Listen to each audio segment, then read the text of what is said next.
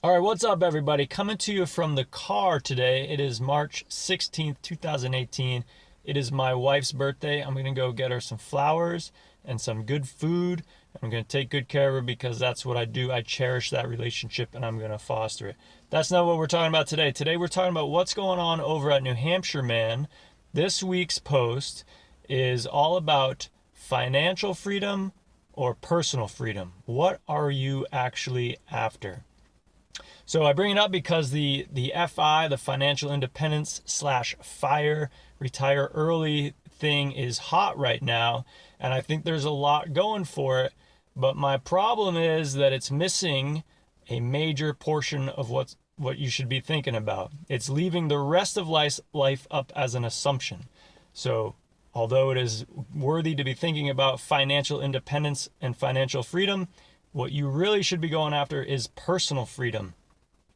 And the way that we break that up at New Hampshire Man is one, the money. Like, that's a worthy endeavor. You got to think about making money, making more if necessary. How you spend money. There's a lot going on with frugality, and I'm going to make the case that abundance is better than frugality. But we do that through smart spending.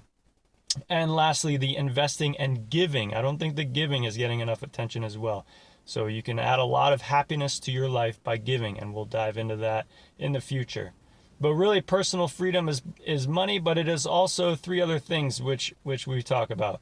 One is health. While you're pursuing financial independence, you should be pursuing your own health, because having a bunch of money in the bank isn't going to do any good if you can't get your ass off the couch.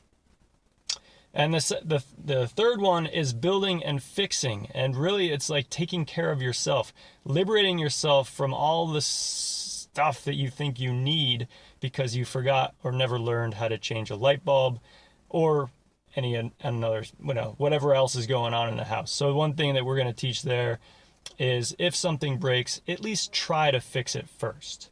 And if you fail, like, it's already broken. Like, what does it matter, right? So at least you tried. You probably learned something. Maybe you persevered and you built some pride around that problem that you solved.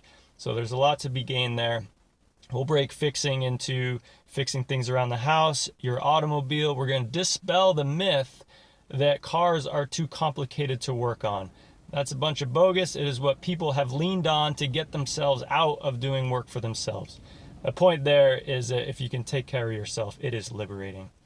And the last thing we work on towards personal freedom is relationships.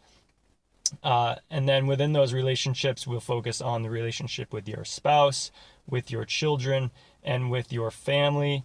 We're going to call that community, but we're going to change their frame of mind to treat our community as family. So those are things that we'll be talking about more in the future.